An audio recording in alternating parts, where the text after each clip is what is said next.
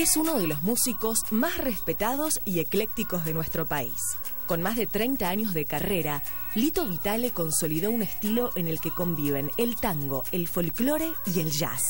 Vitale integró dúos, tríos, cuartetos y quintetos y desarrolló en paralelo una destacada carrera como arreglador, productor y director. Compuso música para cine, televisión, teatro, ballet y con el programa Ese Amigo del Alma ganó un espacio en la televisión donde tocó con grupos y solistas de los más diversos géneros. Viento Sur, Sobre Riesgos y Memorias, Días del Milenio y el ya clásico Ese Amigo del Alma integran una obra que logró varios discos de oro y de platino. Vitale recibió distinciones como el Premio Martín Fierro, el Premio ACE y el Conex, además del Grammy Latino y del Premio Gardel por sus trabajos a dúo con Juan Carlos Baglietto. De esa unión surgieron discos que reavivaron la difusión del tango y el folclore con destacadas versiones de clásicos populares. Señoras y señores, con nosotros, Lito Vitale.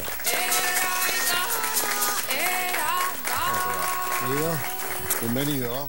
Muchas gracias. Bueno, vos acá te sentís cómodo, me imagino. Sí. Tenés unos cuantos años de televisión.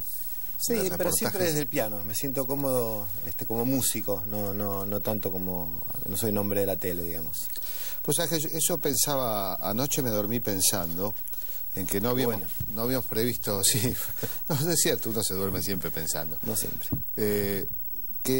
Qué bueno hubiera sido traer un piano, pero después me contradije en ese estado alfa que uno tiene cuando se está por dormir, que precisamente el piano expresa una parte de tu historia, de tu vida, tal vez la principal, pero seguramente en este programa nos interesa la otra parte. Buenísimo. La parte escondida del iceberg. Perfecto. Sin que la metáfora diga que sos frío, ¿no? Ojalá. Bueno, siempre vamos al comienzo, ¿no? Bueno. A todas esas circunstancias que nos marcan. ¿Cómo fue tu primer contacto con la música?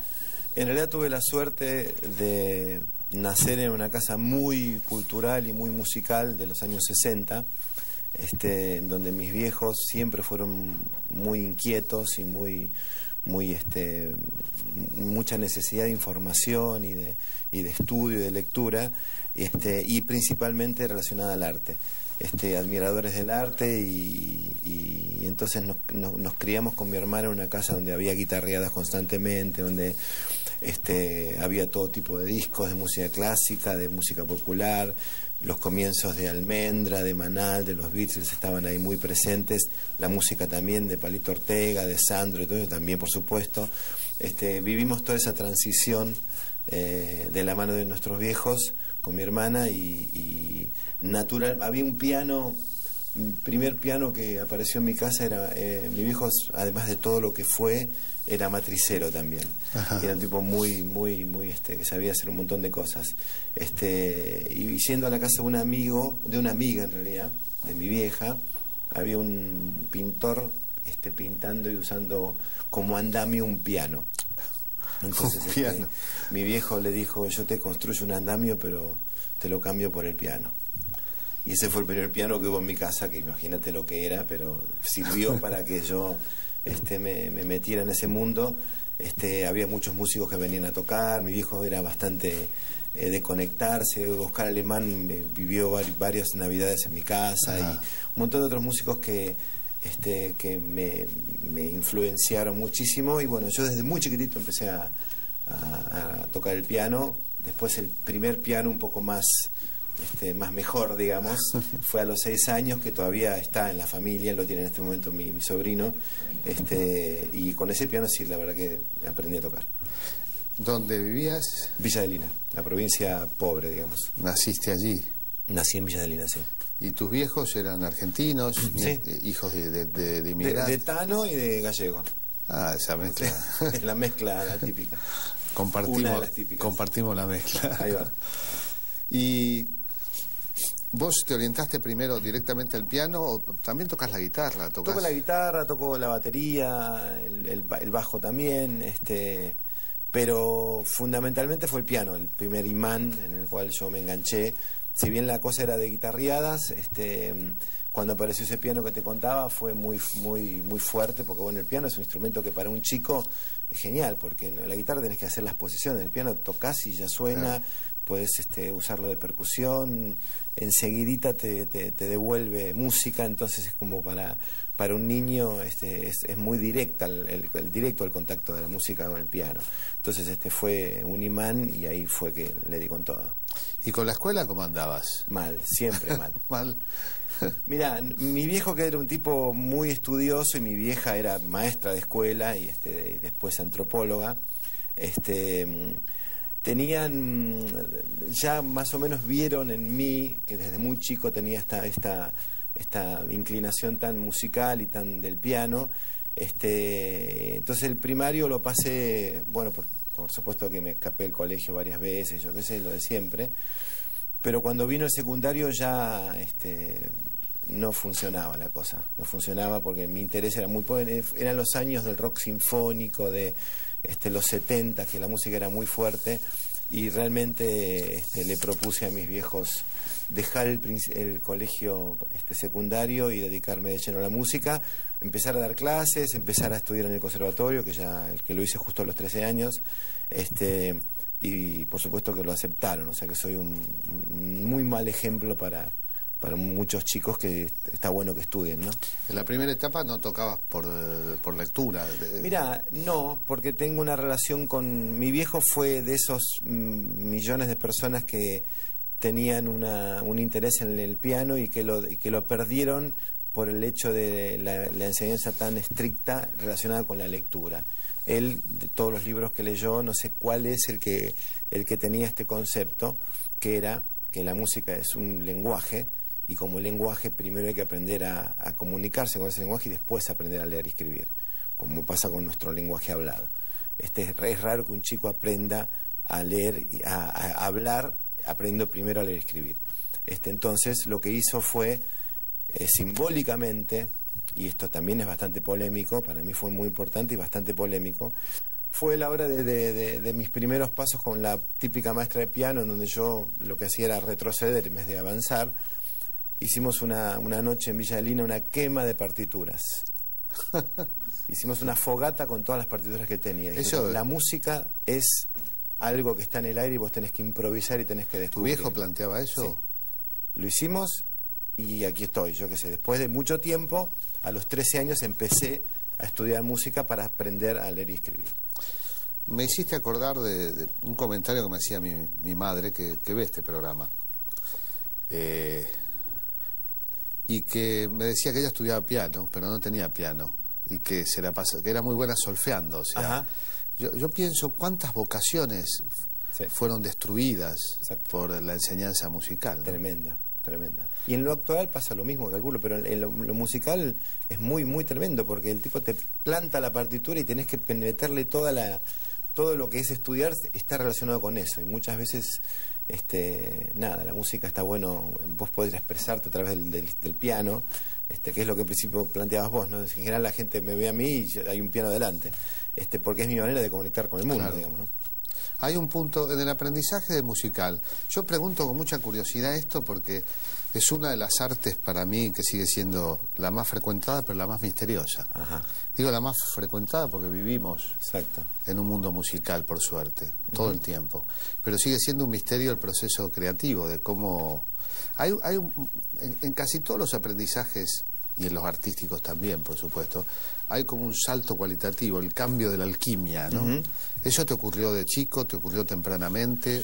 Mira, hay un momento en el cual vos descubrís que te vas a poder comunicar tu mundo más creativo a través de un instrumento, que en este caso puede ser la música, o en el caso de distintas ramas del arte, ¿no?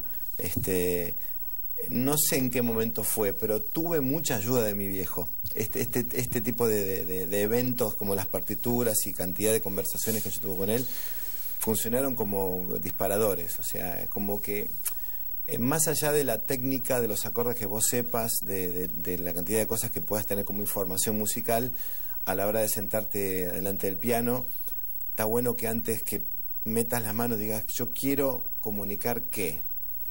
Y a partir de lo que vos querés comunicar, ves la forma de hacerlo. Muchas veces hay músicos o artistas que trabajan sobre la forma y no sobre el contenido. Y entonces es una diferencia realmente importante.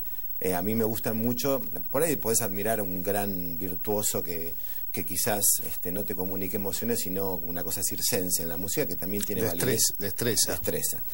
Pero me gusta más cuando hay una cosa que sucede y que lo que sucede cuando conecta al artista con el público no siempre tiene que ver con la calidad de la hechura, digamos, de la terminación. Tiene que ver con algo que es muy difícil de planear, de pensar y de calcular.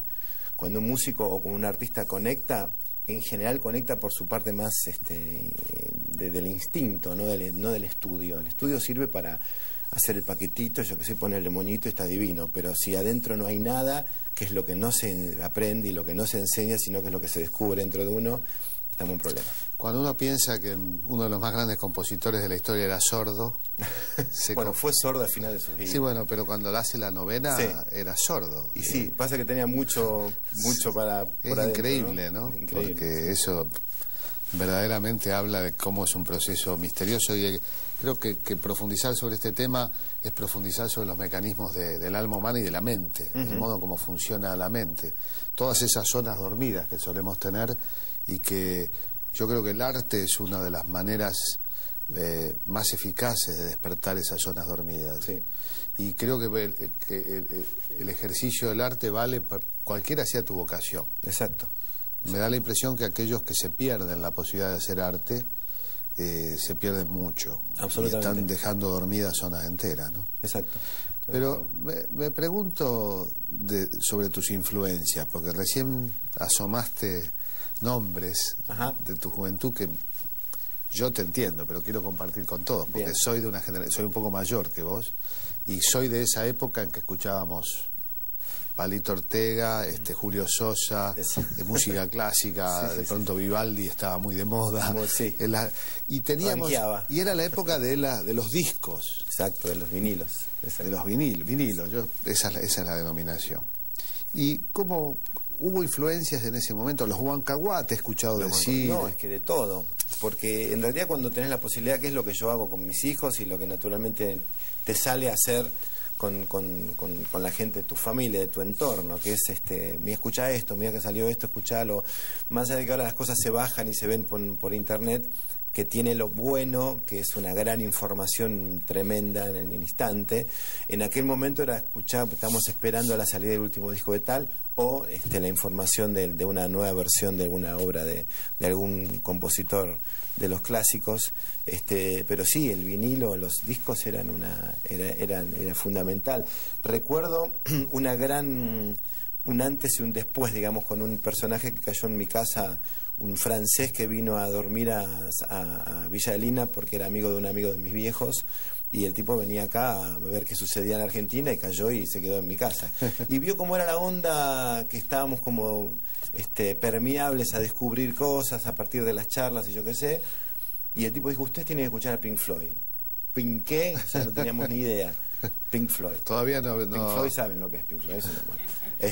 Todavía The Wall no había aparecido. No. Estamos hablando de Corazón de... O sea, antes del lado oscuro, digamos, en el 72. Era una obra de Pink Floyd, que era una obra que combinaba el grupo de ellos, que era un cuarteto, era casi su única obra instrumental.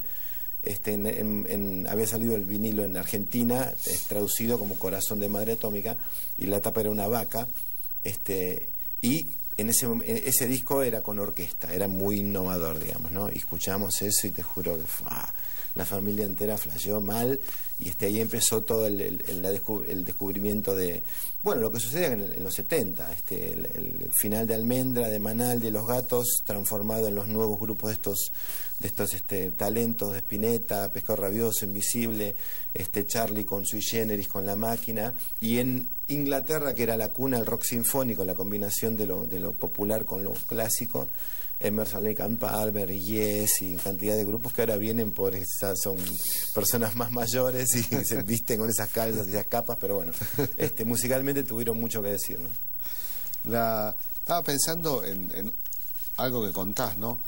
Que la importancia de tu familia, ¿no? Yo sí. En principio creo que este primer tramo del reportaje es un homenaje a tu viejo, porque sí. qué fuerza que puede tener una familia, porque siempre hablas de tu familia, bueno, está tu hermana. Sí. Sí, mi hermana y mi vieja, o sea, nosotros trabajamos en comunión. Y siempre fue los primeros conciertos de Aquelarre o de Lito Nevia, nos llevaron mis viejos a escucharlo, porque yo tenía 9 años, entonces era como que era difícil ir solo a un show de ¿Lo viste rock. a Lito Nevia? ¿Fuiste a la cueva de No, a la cueva no llegué a ir. Yo fui, ahí... ¡Wow! Ahí me ganaste un par de años. No, ahí no llegué a ir. Empezamos ya después de los 70, digamos. Igual, los 70. Igual digamos. sos un pionero de algo que nosotros solíamos llamar música progresiva. Exacto. Y que se ha perdido como concepto. Es claro, porque en realidad lo de Malvinas del 82 transformó la música progresiva en rock nacional. Pero era la música progresiva. O sea, Malvinas, cuando los milicos sacaron la música en inglés en las radios, dijeron cuál es el movimiento que puede reemplazar esta cuestión, y vieron que había muchos músicos que ya venían tocando en los 70 que hacían esta música como alternativa. Y los chuparon y dijeron: ustedes son la bandera. Y eso fue medio... Yo cuando hice un homenaje al rock argentino, ¿te acordás de los 40 años de rock? Sí. Eso con ustedes. Dije, pongámosle rock argentino, porque rock nacional me suena a ese 82 del concierto de obras de la mano de los milicos, y no me gusta ni un poco. Igual hay algo que vale, ¿no? Es decir, que yo recuerdo perfectamente el 82, además recuperar, digamos, esa recuperación loca y circunstancial de nuestras Malvinas. Sí.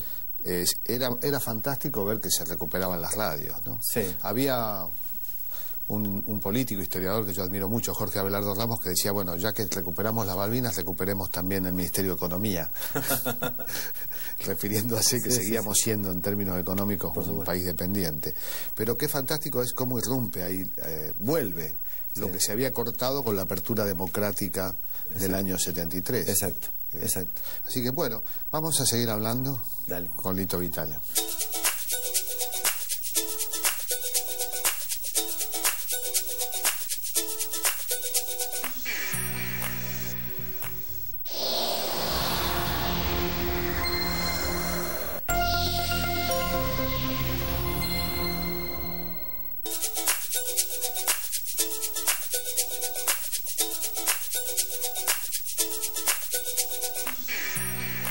Habrás visto, Lito, que tenemos invitados. Sí.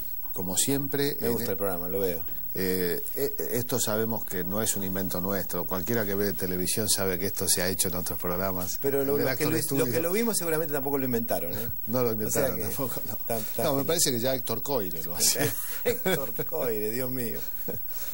Bueno, nos acompañan de la Escuela de Música y Sonido Tamaba, de las colectividades del Mundo Villa, de la Escuela de Formación Actoral, de la Academia de Canto de Sebastián Mellino y del Instituto Dorrego. Bienvenidos a todos, y en el último bloque te van a hacer algunas preguntas. Bárbaro. Bueno, ya pasamos de las influencias a los hechos. A ver. Y te largaste con tu primer grupo, con una iniciativa que también expresaba un punto de vista progresivo de la organización, ¿no? Sí, porque en los 70, que eran las épocas más pesadas que nos tocó vivir, por lo menos a nuestra generación, del 76 en adelante, mi viejo, que daba clase de música, tenía un montón de alumnos muy, muy interesantes, y muchos de ellos que fueron militantes y muchos de ellos desaparecidos posteriormente. Había algunos, como el caso de Alberto Muñoz, que es un gran artista, escritor de teatro también, o Juan del Barrio, que fueron alumnos de mi viejo. Los traía mi viejo a Villa Adelina, a mi casa con mi hermana, a compartir charla y música y reflexiones y cosas. Yo era un niño, ¿no? Y cuando empezó el proceso militar, venían a ensayar los sábados, y volver de Villa Adelina los sábados a la noche para el centro era un problema. Entonces se quedaban a dormir en Villa Adelina, en una casa muy humilde. Y en esas noches empezó a surgir la necesidad de organizar una cooperativa musical, que sea una cuna de un montón de personajes de la cultura que aún no habían sido perseguidos, artistas plásticos, poetas, gente de la industria del disco, un montón de gente que venía a recluirse y a charlar y delirar a nivel cultural y a nivel organizativo cómo seguir haciendo cosas en ese momento que era tan oscuro. Y ahí mis viejos llevaron la posibilidad de organizar esos ciclos que se hacían en el Teatro Santa María, en el 77, 78. Ah, me acuerdo del Teatro Santa María, que exacto. está... Montevideo de Córdoba. Montevideo de Córdoba, que es un teatro de las monjas. Exacto, de la Acción Católica. Y en ese momento lo tenía Armendáriz, que era un tipo que tenía el teatro para programar y generalmente programaba jazz, y por conexiones de amigos en común aparecimos ahí y alquilábamos el teatro un mes por año, y se armaban ciclos no solamente de conciertos sino de charlas, inclusive se escuchaban discos importados, estos vinilos. Cuando en los 70 escuchar un disco de un grupo de afuera era inconseguible porque no tenían edición nacional, entonces en el Parque Rivadavia se iban los domingos a la mañana a conseguir, a cambiar discos, y varias veces nos juntamos 400 personas de teatro lleno, luz apagada, escuchando un disco. O sea, era muy particular. Eso se llamaba MIA, Músicos Independientes Asociados, que tenía un carácter muy organizativo y musical, pero la organización era como el núcleo para mí de la cosa. Después de eso, cuando vino la democracia, naturalmente se fue desarmando y cada uno tomó su camino, y yo tuve un pequeño momento con Spinetta, tocando en Spinetta Jade, y en ese mismo momento que toqué con Spinetta Jade me llamó Dino Saluzzi para tocar, y ahí como enganché un universo. Estaba como muy rockero yo hasta ese momento, y Dino Saluzzi me abrió las puertas de la música argentina muy alternativa y muy genial, y dije, yo quiero para acá. Entonces dejé el rock y me fui para el lado del folclore, así, y tuve un montón de años. ¿Cómo definirías tu estilo? Porque vos es difícil. Tenés claro, precisamente, hay una palabra... Igual vos trajiste, no, yo no la encontré. Y porque tampoco... claro, porque es, en general, bueno, sos básicamente un músico que... cuando trabajás con canciones solés trabajar, bueno, como con Baglietto. Sí. Esa es una tercera etapa, digamos. Justo trajiste 2 discos. Son especiales. No sé si los querías mostrar después, pero sí. Son 2 puntos fundamentales en mi historia. El primero, el trío, que fue como el final de esa búsqueda folclórica y tanguera que empecé a conocer a partir de Dino Saluzzi y de tantos otros artistas. El momento en el cual fue más popular y logramos gran público, ayudados por la democracia del 83, sí, ¿no? Obviamente, con la gente, la gran labor que hizo Pacho Donel a nivel cultural, que es para mí innegable en esos años. Acá hay gente del Instituto de Rego, escuché, que preside Pacho Donel. Mira vos. Bueno, él tuvo una idea cultural muy grosa, combinada con mucho entusiasmo, mucha credibilidad, y bueno, imagínate, en el 83 fue como salir a vivir, digamos, ¿no? Y eso fue el primer momento en el cual nosotros nos tomamos con un gran público. Y después, cuando yo dejé el trío, logré mi cosa más personal con ese amigo del alma, siempre hablando de música instrumental. Y después de todo eso, mi amigo Baglietto, nos juntamos a ver qué podíamos hacer. Primero yo produje un disco de él, después dijimos, ¿por qué no hacemos algo juntos? Porque yo no había trabajado nunca con canciones, con letra. Y ahí fue que tuvimos un montón de años de divorcios, de casamientos, y ahora de vuelta a casamientos. Con Baglietto es un ciclo, ¿no? De ida y vuelta. Sí, está buenísimo. Somos muy amigos. Ese amigo del alma lo compusiste, tengo entendido, puede ser que lo hayas compuesto en un recital, que haya aparecido en un recital. Exactamente. Contame. La anécdota te la hago lo más corta posible, porque teníamos el cuarteto, estaba integrado por Marcelo Torres, Manuel Miranda y... Marcelo Torres bajo, Manuel Miranda vientos y J. Morelli batería. Entonces J. Morelli me dice, muy feliz, me llamó para tocar Spinetta. Qué bueno, boludo, no puedo creer. Bueno, estamos festejando. Era el baterista. El baterista. Dije, pero me tengo que ir a tocar mañana con él. Digo, pero tenemos un show pasado mañana en San Juan y otro en Mendoza, que era hacer gira en aquel momento, era algo que festejabas realmente, porque no había mucho laburo. No, pero mañana mañana me voy con Spinetta. Pero boludo, tenemos que tocar. No puedo. Wow. Entonces, bueno, armé lo que pude, grabé las baterías yo en un grabador de cinta, una villa tremenda, y Y nada, y de repente llega al final del concierto que ya no sabíamos qué tocar, entonces le pedí a todos que hicieran un poco de percusión con lo que encontraran, y yo improvisé y salió Ese Amigo del Alma ahí, en Mendoza, en el teatro, en Teatro Plaza de Godoy Cruz. Que estamos hablando, bueno, muchos lo conocen, es un temita... 15, es un tema así. 15 minutos. Mucho, 12 minutos dura. Y lo pasaron por radio y todo, Y de eso, o sea, del disco que más vendí en mi vida fue de ese. Fue rarísimo. Era un... En esa época, ¿cuántos discos? ¿Cuál era, por ejemplo, si tenías un éxito, cuántos discos vendías? Y de 50.000 para arriba, y Ese Amigo del Alma va por los 200 y pico de miles. Que en mi historia sucedió solamente con Ese Amigo del Alma, ¿no? Pero ahora 50.000 vende, no sé, un tipo muy, muy vendedor de discos, porque lamentablemente no se vende tanto los discos. Ha habido tantos cambios, vos de alguna manera marcás toda una etapa de la música popular argentina, con caminos que se abren al folclore, a la música popular, pero hay otro aspecto que es cómo vive un músico, ¿no? Porque en algún momento la expectativa de un músico que era vender discos, tener un éxito, lograr que pasen tu tema en la radio. Sí. Eso no era un camino muy adecuado para vos, porque... No por el camino musical que elegí, era raro. Inclusive en muchas charlas con mi viejo ponemos como El Amigo del Alma como algo no totalmente positivo, porque después de hacer eso y después de no poder lograr lo que logré con eso, dije, la mierda, ya estoy acabado. Entonces, ¿qué pasó? Y resulta que la música pasa por otro lado. O sea, la música, originalmente cuando hicimos los boletines que hacíamos con el grupo Mía, que eran muy, muy de bajada de línea, pero total, uno de los temas era nunca mezclar el medio de vida con el arte. Nunca. O sea, vos sos músico, tenés que preservar la parte artística a rajatabla y después tenés que vivir de lo que puedas. Bueno, era como una cuestión que conceptualmente es genial, porque realmente es así. Cuando vos decís, yo quiero mi música, quiero crear tal o cual cuestión, y la vida te muestra que tenés que vivir de algo, cuando vivís de eso, después se mezclan mucho los tantos. Así, mierda, no vendo los discos, no viene gente a escucharme, empezás a pensar al revés. Decís, ¿qué es lo que la gente quiere escuchar de mí? En vez de decir qué es lo que yo tengo para mostrarle a la gente, que es el camino natural de cualquier artista. El marketing y todo eso es para mí el gran enemigo de los artistas. O sea, todos los artistas que trascendieron, casi sin excepción, lo hicieron cuando hacían lo que tenían que hacer, no cuando el marketing les dijo lo que tenía que hacer. Eso es algo... Y vos has sido testigo, porque el proyecto Mía amparó sí. a otros grupos. Sí. De hecho, de Baglietto. Nosotros lo trajimos a Irreal, que era la primera banda de Baglietto, con uno de los ciclos de Mía. ¿Y los Redonditos?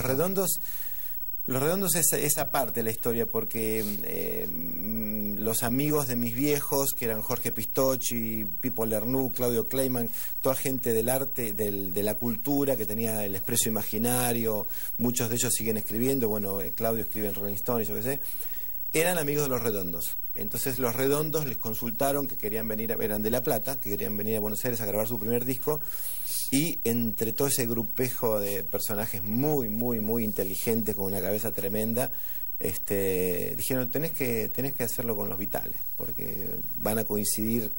Bueno, y el primer disco Gulp, el famoso y emblemático disco Gulp de los Redondos, yo, que con la consigna hay que trabajar de otra cosa que no sea el arte, yo era técnico de grabación, era sonidista y técnico de grabación, y fui el técnico de ese disco, con un estudio muy precario, y ahí en Los Redondos, cuando necesitaron un teclado, estaba yo ahí, y entonces toqué yo, y de ahí en más fui tengo mi pequeño ahí, medalla con tecladista de Los Redondos.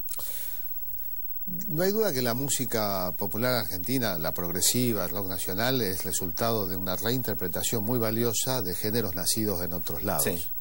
Pero vos también has tenido la oportunidad de replantear eso y de volver al pago, sí, en términos musicales. Sí, porque lo hice por la anécdota de Dino Saluzzi. Bueno, Piazzolla decía el rock es rock y el tango es tango. El rock no es de acá, el tango sí. O sea, era bastante...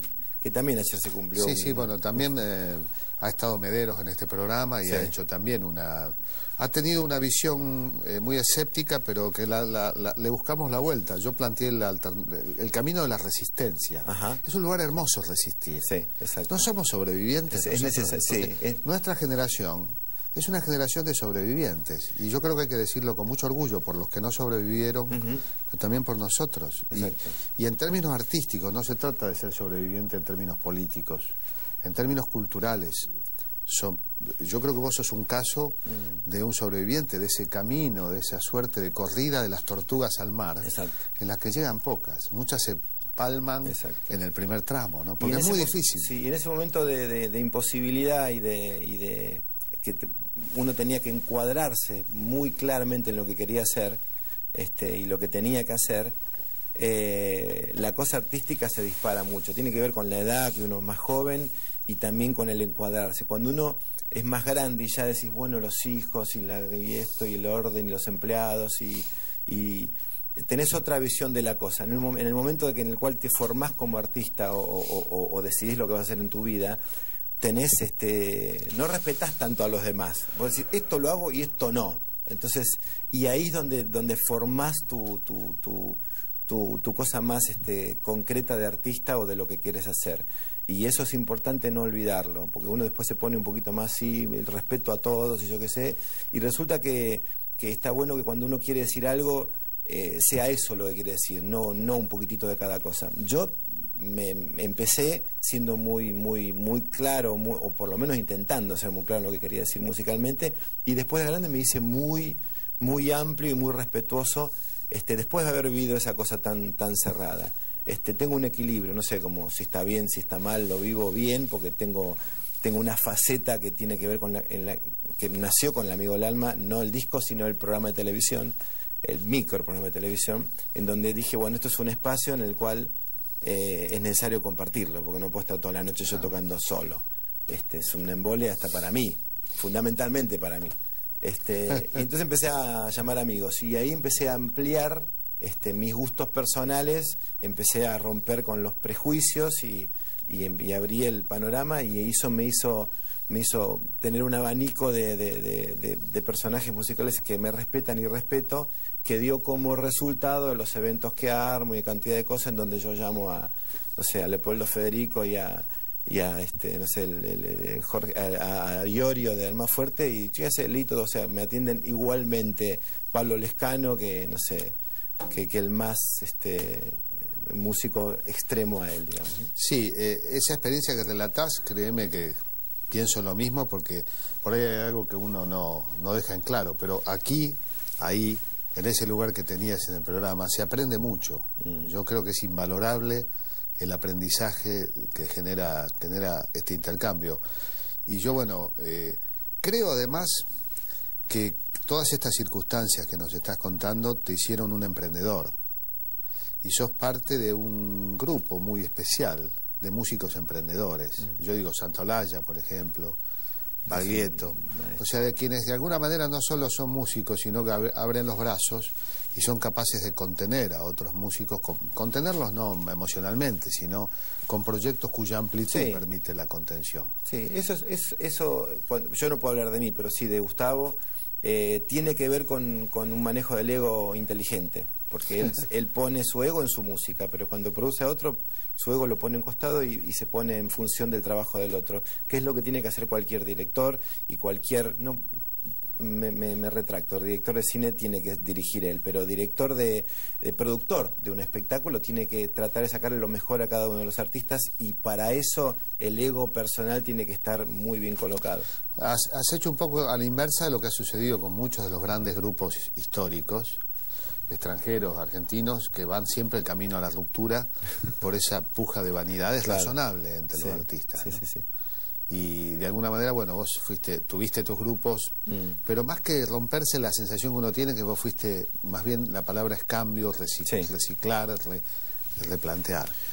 Sí, yo creo que es la pelea entre colegas y personas hasta con las parejas, ¿viste? Uno ha amado a personas. Las parejas, claro, bueno, todos a nuestra edad hemos tenido varias parejas todos. Y cuando decís no puedo tener un sentimiento agresivo sobre alguien que yo amé y entonces decís, wow, algo está funcionando mal, algo tengo que retroceder y entender que eso terminó, que ese momento en el cual compartíamos la vida o compartíamos música estuvo increíble y terminó, pero ese amor y esa entrega y ese momento sublime tiene que estar en algún lado y no se puede haber muerto. Claro, también están las parejas que duran toda la vida. Y los grupos que duran siempre, como los Chalchaleros o los Rolling Stones, ¿no? Vamos al próximo bloque, en el que, bueno, vamos a tener preguntas de nuestros invitados.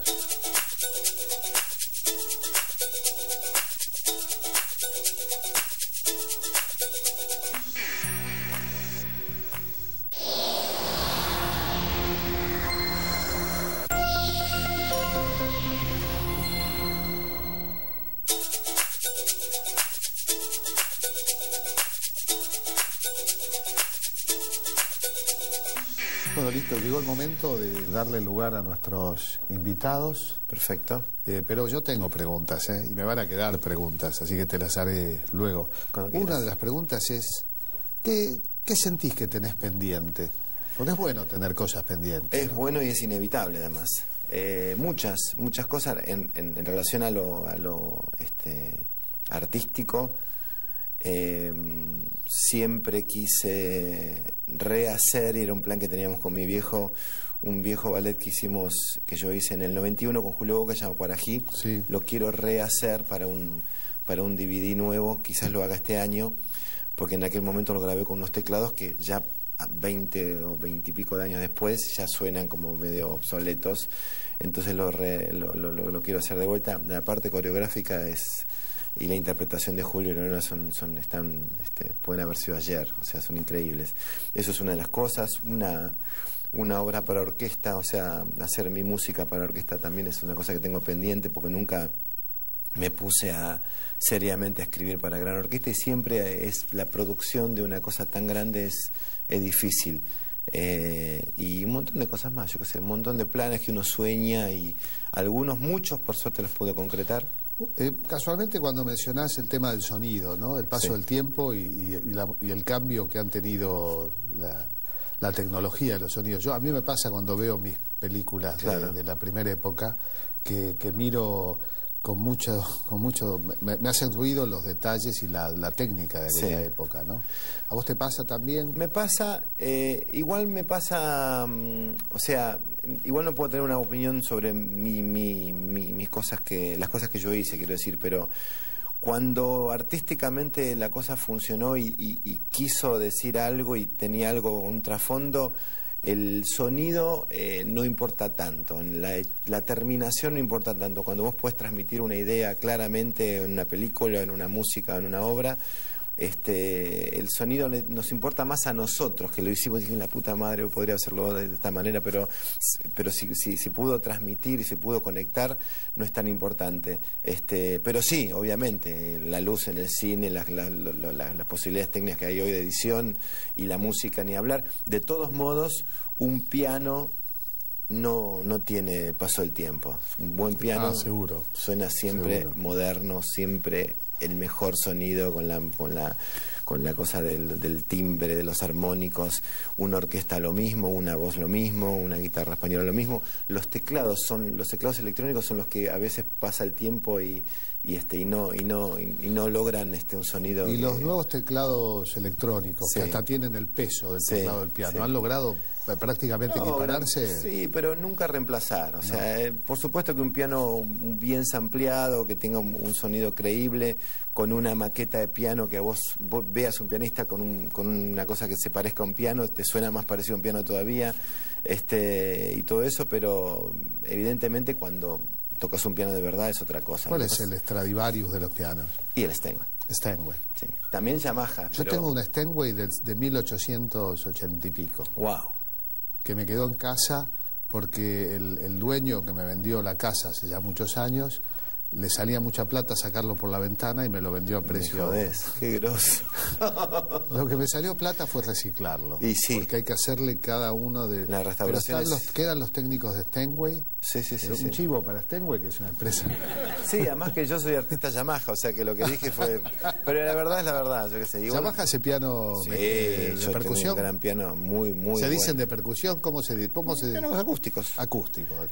No, Yamaha está... bruto musicalmente, ustedes se dan cuenta, pero bueno. Hace rato que está al nivel de los grandes pianos y muchos artistas eligen piano Yamaha, sí. Los japoneses no han dejado una por transitar. No. Bueno, el bombo no lo hacen bien. No lo deben saber hacer. Bueno, tenemos una pregunta. Hola, ¿qué tal? ¿Cómo te va? Todo bien. Mi nombre es Carolina y vengo por la Escuela de Música y Sonido Tamaba. Sí. Y mi pregunta es la siguiente. A ver. Después de haber recorrido tantos géneros musicales, sí. Al momento de componer, ¿cuál sentís que es el género con el que mejor volcás o expresás tus emociones? Mira, la verdad que sí, hice un montón de cosas bastante diferentes, pero en un momento, una anécdota que ya conté, que fue un paso de mi historia rockera, de la mano de Dino Saluzzi pasé a la cosa más argentina y folclórica. Desde ese momento, que fue en el año 81, un poco conscientemente y otro poco de corazón, decidí y descubrí que todo proyecto que yo pueda encaminar a nivel artístico está bueno que tenga una raíz argentina o latinoamericana, o sea, que pinte un poquitito este lugar del mundo. Me parece que es importante que los músicos de acá tengamos conciencia de la particularidad que tiene nuestra música, sea la música más de Buenos Aires como el tango o más de la Argentina, como distintas clases de folclore del sur y del norte de la Argentina. Yo creo que tenemos una música súper rica, que en nuestra generación ya es absurda que vayamos a lo tradicional porque tenemos tantas influencias y tanta información de música de todo el mundo que sonaría antinatural no tomar esas influencias para hacer música hoy. Pero sí, como un piano acústico, la música con tanta raíz sigue siendo particular y diferente, y la música de la Argentina es muy rica, y ya te digo, un poco conscientemente y otro poco descubriendo que dentro de mí estaba esa cosa adentro. Me puse como objetivo que cada uno de mis proyectos tengan una conexión con la Argentina.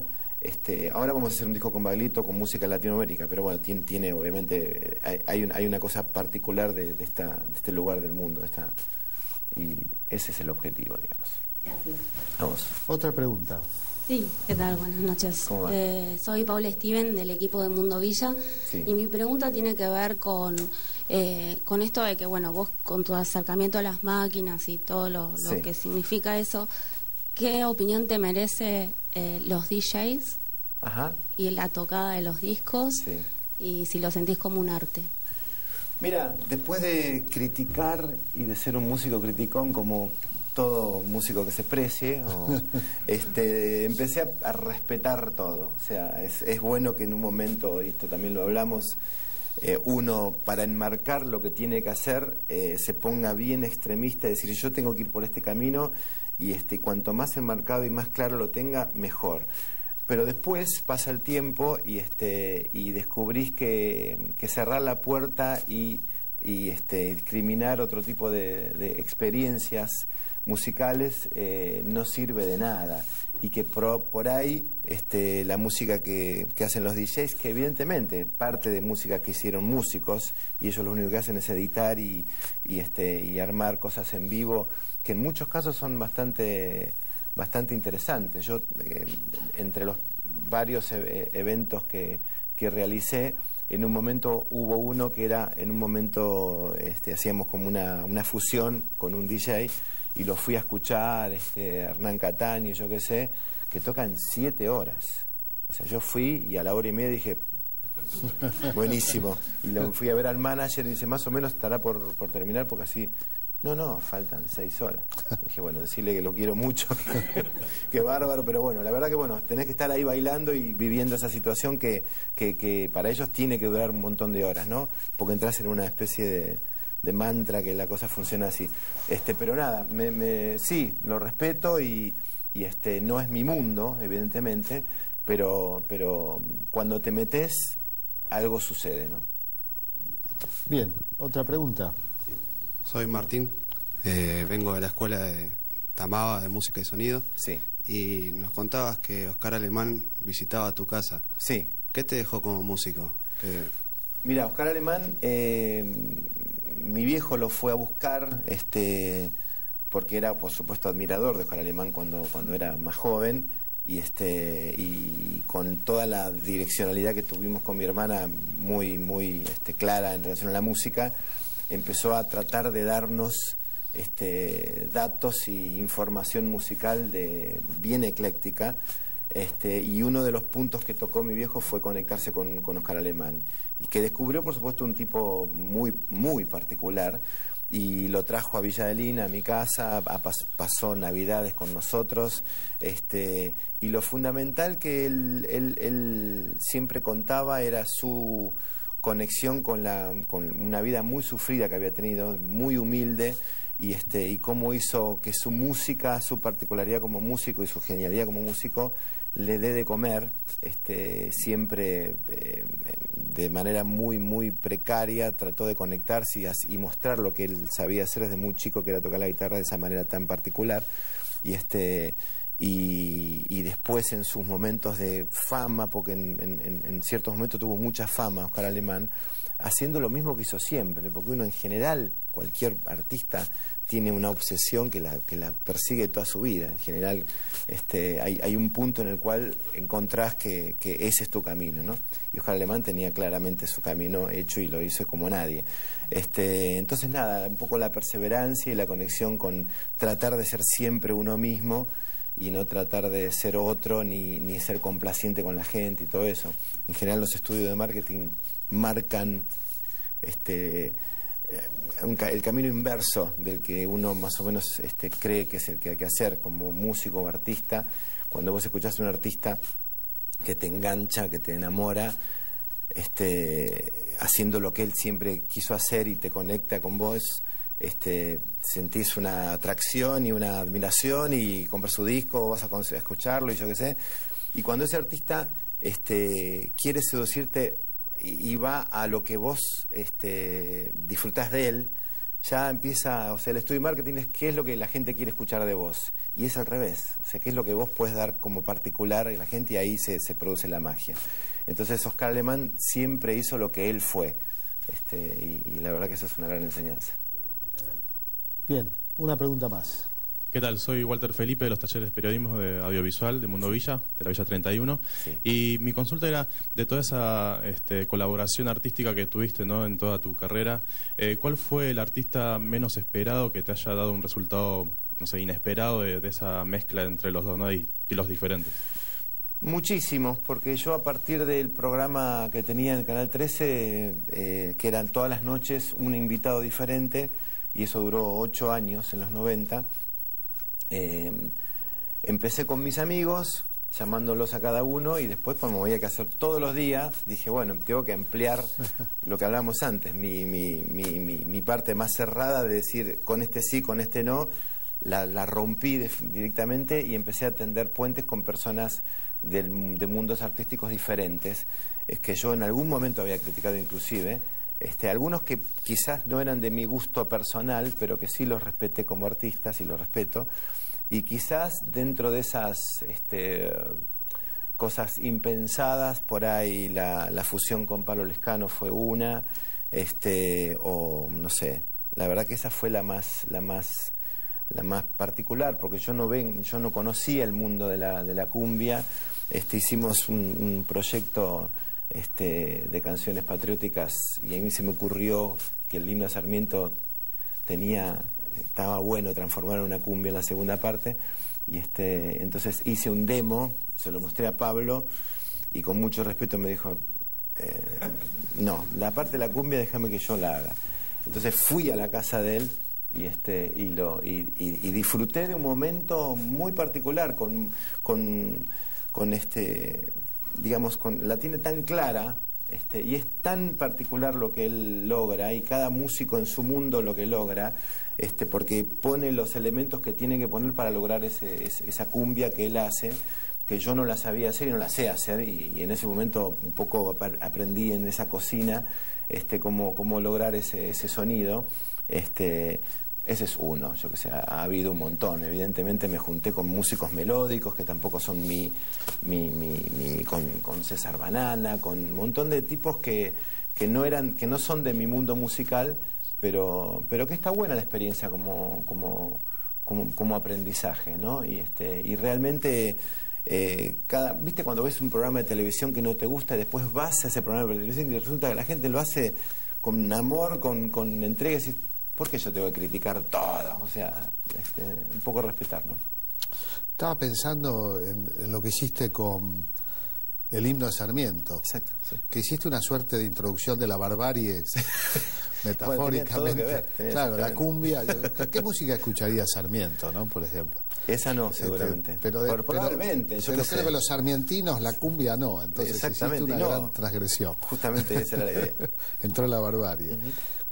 Bueno, vos hiciste, además, de todo tu camino como músico, ese camino de la televisión que mencionabas, ¿algún consejo para darme? Porque yo tengo 50 programas grabados, pero vos tenés muchos más. No, lo que pasa ¿Cómo es que manejabas, o sea, el tema del diálogo, de la comunicación? En realidad, el programa mío tenía la particularidad opuesta a que era que la gente venía a tocar. Y eran muy pocas las cosas que se usaban. También han ido... Mlinar Sewi fue a pintar, por ejemplo, alguna vez. Me hizo uno, pero en vivo, increíble. Cuando he estado en este programa... es un capo, un capísimo, y lo hizo en vivo. 8 minutos tardó. Lo tengo en mi casa, es una obra de arte. Sí, es un gran... y en un momento empecé a abrir justamente el panorama me hizo Hermenegildo Sabato uno en vivo también, hizo Caloi uno en vivo, yo tocando y él haciendo un Clemente, y la verdad que ese era un espacio con mucha libertad, y era el espacio del arte, o sea, era como que el artista venía a hacer lo suyo. Yo en general, cuando invitaba a un artista, hacía música de él, no quería que haga música mía. Yo era como un anfitrión que lo acompañaba, como no era un reportaje, sino era un momento musical. Lo que yo hacía era un saludo y empezar a tocar su música, con mi particularidad de ecléctico, de más o menos sentirme cómodo en distintos estilos, en algunos más que en otros, pero con algunos músicos. Me acuerdo con el dúo de piano de Babi López Furst y Jorge Navarro, dije, ¿qué voy a hacer yo acá? Entonces toqué una percusioncita en un redoblante, yo qué sé, como acompañándolos, pero yo creo que es otro mundo tu programa, que está buenísimo, que realmente se agradece el tiempo de que uno pueda expresar sus ideas, y el mío que era estrictamente musical Pero el común denominador es, que es el enriquecimiento permanente, ¿no? Sí. Porque me doy cuenta cómo abre la cabeza lo que te pasó a vos con la música, de salirte de cierto sectarismo que solemos tener los artistas, y en mi caso, comparto tener, como tengo hoy, tantos amigos del alma. Te agradezco muchísimo y gracias, un aplauso. Muchas gracias.